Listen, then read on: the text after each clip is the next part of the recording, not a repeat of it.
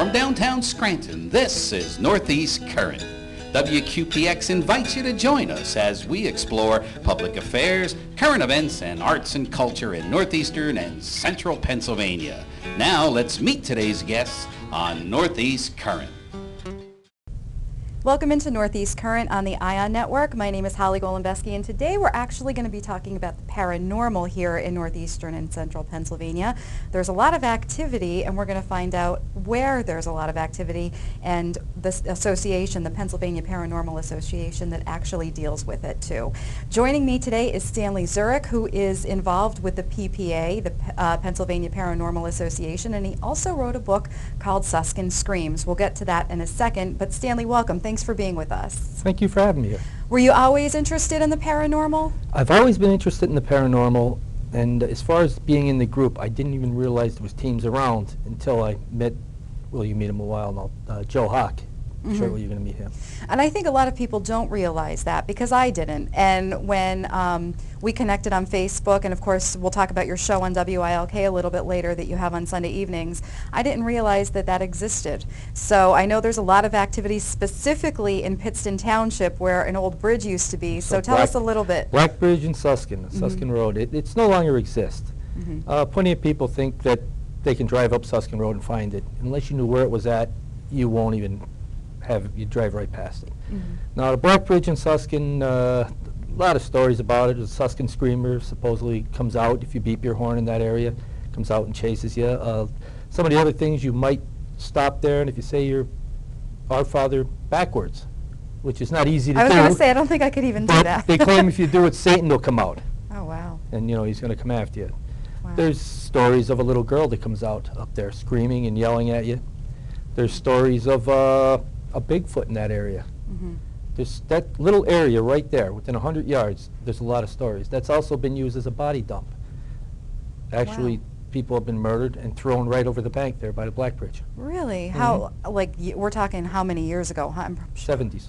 Oh, wow. Yeah, not too long ago. That wasn't too, I'm thinking like hundreds of years ago. And no, it's probably were a few 100 years ago, but this was, the last one was in the 70s. Now, that area is, it's pretty big, and you said that it's public land and that it used to be a Native American burial ground. Was there a story around that it used to be a burial ground, that some people thought maybe something happened there and that's why there's so much activity? There's rumors that there is a burial ground, encampments in the area. I don't know their exact location. I don't know if that's just stories or if there's any truth to it. But my theory is that usually with a lot of these tales, there is some basis to reality somewhere. They start somewhere. Now the houses up there, the homes, the residential areas, do they ever complain of any type of activity because they're so close to that area? Yes, and they don't even have to be necessarily in that area. Just along Suskin Road, there's a lot of activity going on. Wow. From the, because where Suskin Road is, there's a trade zone there. So when you're going up the hill, there's a deli. Is that where the activity usually starts, or is it all the way up where the bridge used to be? If you start at the deli, there's a story of a young boy that was killed, hit by a car, 3, 4 years old, maybe 5 years old, and was killed holding his teddy bear running across the road. Oh, wow. Now the story goes that if you stop in that store, you might see him peeking around the corner looking at you. Wow, I've been in that store. That's kind of, eerie. And they say what you do is you just buy a little bag of candy and you leave it out for him, and he'll come and take the candy. Wow. Yeah. Well, I think one of the most popular stories is the story of the bride, but there's so many different versions of that story. So why don't you tell us about those? One of the stories about the bride is there was a couple, there was mother and father and the bride coming down the hill going to the church, taking the bride to church to get married. On their way down, they were stopped by some friends of the bride saying, "Your groom isn't going to show up." She panicked, real nervous, got scared, jumped out of the car and ran in the woods. They're searching for her, they can't find her. A couple of days later, now coincidentally where she jumped out was the Black Bridge. Now the area around the Black Bridge has some ledges around there. You don't see them from the road, but there's some ledges. They go down 40, 50 feet, and there's a little stream at the bottom. They found her body down in the stream. A couple of weeks after they found her body, there was a sighting of a bride walking down the road, still trying to get to the church or just Right. walking along the road. So she died, she was on the side. Is that a true factual story? Has that been documented? Or is that just a tale? That's just one of the tales. What's some of the other ones? The bride was coming down the road. She learned that her husband-to-be was only marrying her for her land and her money, Mhm. and that he would never marry somebody so ugly, right, if it wasn't for that. She heard about that, and obviously it bothered her, and she came down Suskin Road, right by the Black Bridge. Again, this is where everything seems to hinge from. There was an Mhm. old house there. Went up to the old house, there was a piece of rope laying there, threw it over the banister, and hung herself. Oh, wow. So now and then you'll see either her hanging there or, again, walking along the road. And there's a tale that if you're there at a certain time in the morning, really, really early morning, that if you beep your horn 3 times and stop, that you're supposed to see her actually run across the road. You might see her, or, as I mentioned earlier, a little girl Mhm. that doesn't like that area, doesn't like the noise. Mhm. Now, the little girl, where that one started was years and years, I'm going back maybe 100 years ago, where families, if you had a mentally challenged child, you didn't tell anybody about them. You locked them in the attic or kept them in the house. You know, that was the way it was back then. Mhm. This little girl escaped. She got out of the house, was running around the woods, and did not like, because the Black Bridge was a turn in the bridge. You actually, it's one lane, you actually had to stop, beep your horn there to go under the bridge to make the turn. Right. So no other vehicles would hit you. So anytime a car would stop, beep their horn, she'd come running out. Now this is when she was alive. She'd come running out, screaming at them.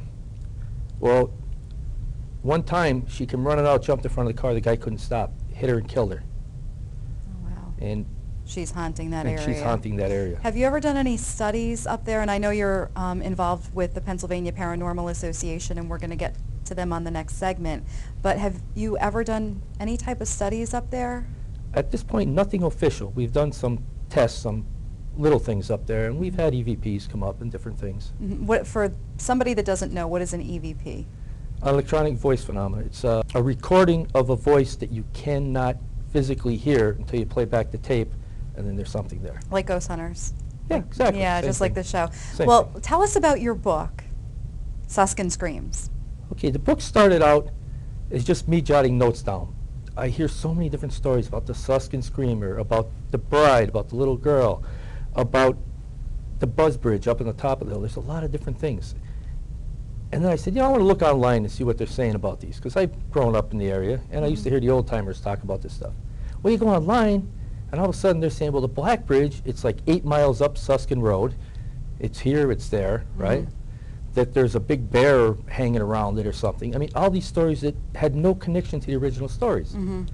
So I started asking around, checking around, getting the story straight, and wrote down all the stories as they originally were, close to as originally they were. Mm-hmm. And I'm writing them down, and all of a sudden I realized I got 100 and some pages here. And people start saying, well, why don't you publish it? So I'm going through them, editing back and forth, trying to get some pictures put in there. I start looking up editors, and I realized this is like a local book. Either I'd have to print it myself, and if I went, it wouldn't, like, I don't believe anybody would want my book in California. Right. It's local. It's Right. for the local people. And the book itself, the way it's set up, it's got little maps in there. It's got GPS coordinates. Mm-hmm. It's got the stories. It's got the background of everything. So if you wanted to find out where the Black Bridge was at, it'll tell you. 1 mile from this point, GPS locations, everything.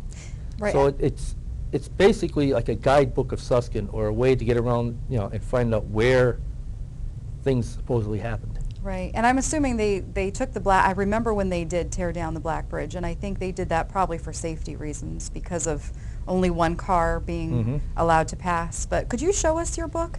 It's an e-book right now. Hopefully soon it will be published. If you want to find that online, go to smashwords.com. It's an ebook. It's online. It's called Suskin Screams. If you're looking for a name on it, it's under John Stanley. Is that your pen name? It's my pen name, my first Okay. name, my second name, John Oh, Stanley. okay. Okay? Uh-huh. And that's the way it goes. Now, in the book, there's little maps that will tell you, where to go. You can look here. Again, there's things in there that start from the bottom of Suskin Road all the way up to Thornhurst. Wow. Like Thornhurst has stories up there on their own of an old lady that walks down one of the side streets off Suskin Road, or up there it's called Bear Creek Road, Mm-hmm. and she's pretty regular. The thing about her is I don't think she's a spirit, I think she's a residual, because she'll always walk the same path. What's the difference between a spirit and a residual? A ghost, a spirit will come out, you know, when they come out, they may acknowledge you're there, they may not follow the same path all the time. Mm-hmm. A residual is somebody that's going to walk the same little path each time. Each time they come out, they're going to walk the same path. They're not going to change, they're not going to vary. It's like a recording. Mm-hmm. And that's up from, you said, the Black Bridge in Thornhurst on the same road, correct? It's just off Suskin Road. There's a, they used to call it the Dude Ranch. There's a little golf course up there, off Suskin Road. It's off one of the side streets up in that area. Wow. And what's your email address if somebody has some stories they want to share with you about the Suscon Screamer or anything that they may know? How can they get in contact with you? It's an easy one. Sawdust Kid, as it sounds, SAWDUSTKID, at msn.com. Okay, that sounds No great. numbers, just that. Yeah, and then they can ask you about your book and everything, and I Sure. appreciate you being here. And it's so interesting because our area does have a lot of history. We have a lot of old buildings. People don't realize that. And in the next segment, we're going to be talking to the PPA, the Pennsylvania Paranormal Association, and talk about what they do. I want to thank you for joining us on the ION Network. It's Northeast Current. My name is Holly Golembeski. We'll be right back.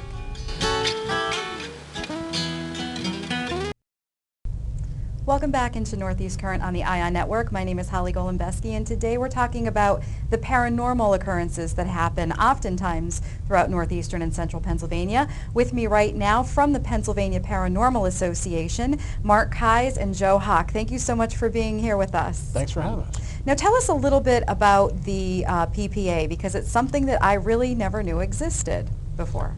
Well, the PPA is a resolution-based team. And what that means is we go out and we do physical investigations like you see on a lot of television shows, but we also want to bring resolution to those cases for people who are experiencing a haunting they're not comfortable with and they want the activity stopped. So we work towards that goal to help clients to resolve the issues and try to bring a level of comfortableness back to the home for somebody. Our team is made up of 12 members right now. We have everybody from all different faiths, and that was important to us because we wanted a lot of different ideas from people coming in on how to look at the paranormal. We created a group that has a lot of people from all public service type occupations, but professional level occupations. We have several police officers, a real estate agent, we have a dentist on board, an attorney, and some folks from the Game Commission. We have a biologist. So we have a lot of professional people that are put together to try to come up with very logical reasons for things, but also taking a very common sense look, and who are also open enough to identify when a haunting may be taking place. How long has the PPA been in existence for? We started the group in the last part of 2007 and really started actively investigating in the beginning of 2008. Prior to that, there were several of our members who belonged to another local group, and we learned an awful lot from them. They were fantastic with doing very physical investigations, but there were several people that I had worked with and some other people who wanted to come into a team, have a smaller team that was able to go out and do a little bit more, and again, had the goal in mind of trying to help people. So we left that group and created our own in 2007, and here we are today. And you work with a psychic, you said, as well. We work with the psychic medium, and our goal with that is twofold, really. Number one, we wanted to conduct a study on a psychic medium to see how accurate they were at identifying what type of activity clients were reporting, and also how effective they were at stopping the activity, during or while using the methods they used. And again, because we're help-based, we found just historically that the best possible way to resolve a case is through the use of a psychic medium. So our medium was agreeable to come out. She doesn't charge for any of her services, working with us. Her goal is to go in there, identify the problem for people, and we take a very objective look at her work as well as what's going on in the home, and again, go for that resolution at the end. Now, have you ever done anything in Suskin? We were talking about Suskin Screams earlier, and Stanley Zurich wrote the book Suskin Screams. There's so many stories. Have you done any types of investigation there? One of our very first investigations with this new group actually was in Suskin, and this was a little while before Stan had come on the team. And it was a very active house. There were a lot of sightings reported to us, and we had gone in and experienced stuff ourselves. And Stan had mentioned EVPs, which are voices that will appear on a recorder that you don't hear at the time it's recorded. And we have just a large amount of those that were recorded, and just personal experiences to report. So that was a place that was very active up there, and that sort of got the ball rolling from a lot of other people up there who had come forward to us saying, you know, I've seen this, or I have this going on at my house. And Joe and I actually connected through that investigation, and Stanley, a little while after, basically out of the Suskin area. Yeah, actually, shortly after that, I became a member of the PPA. Joe, I was going to ask you, what actually goes into an investigation? What is the experience like when you're there? Well, the twofold question. The first part of that is more than people probably realize, to be honest with you.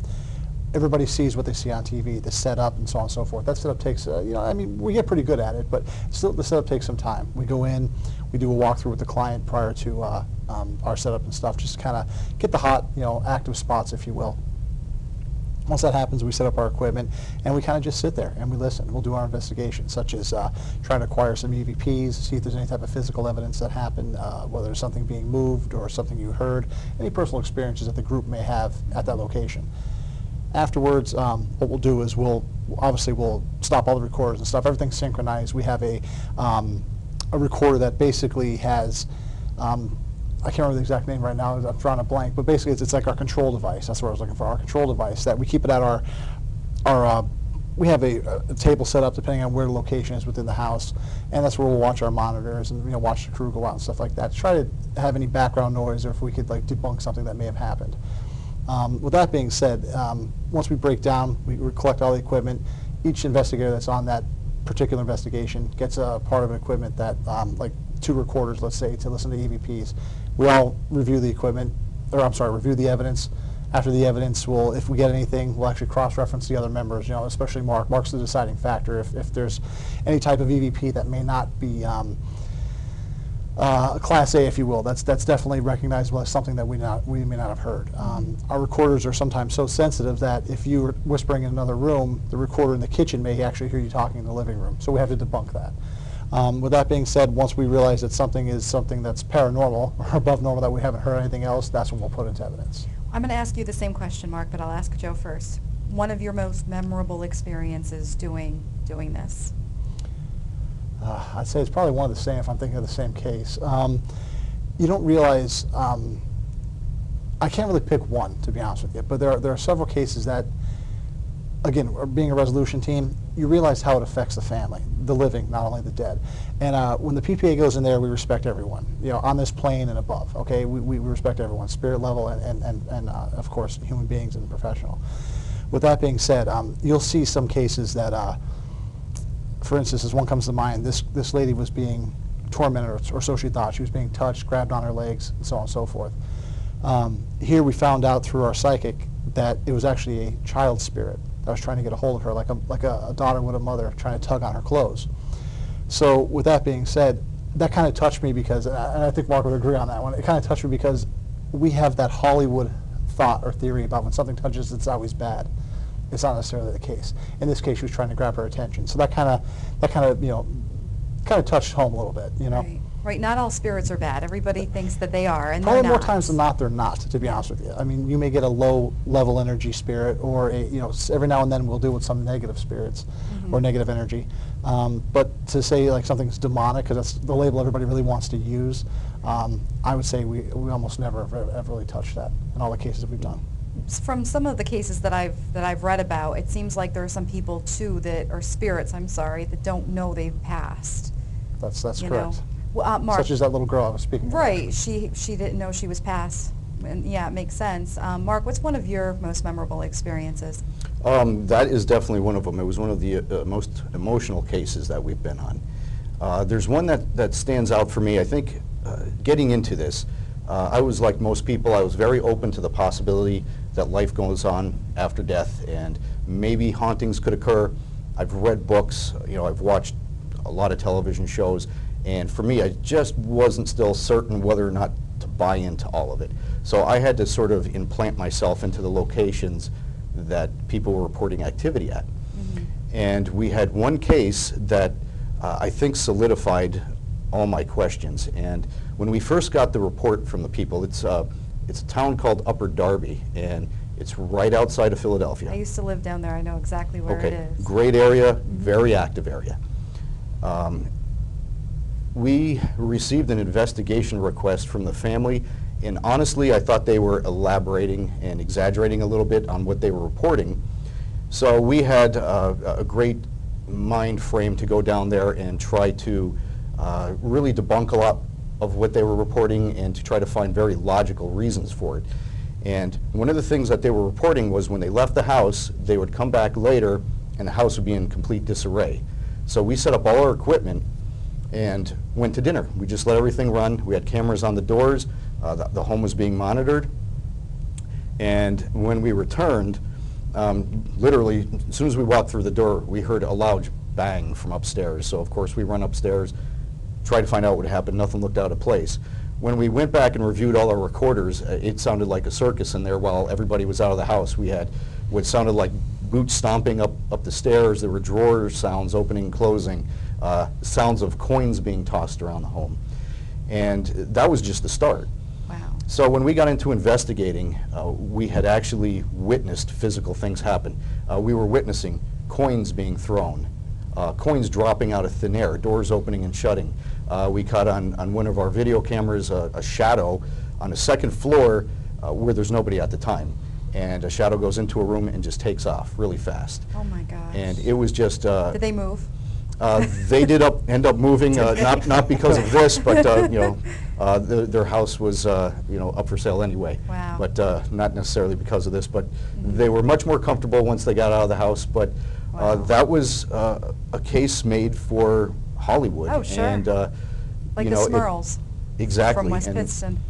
it solidified things for me. Yeah. I mean, the Smurls moved, it followed them, didn't it? There are cases that the spirit, like a lot of people think that spirits or that energy is attached to the home itself, but in actuality it can be attached to a human being. So. Well, that's some interesting stuff. It really is. Wow. I don't know if I could do that. I think I would be too freaked out. But I know what happens, and there's people there like you to help. So if somebody wanted to get in contact with you because they're experiencing what they might think is paranormal, experiences, how can they contact you?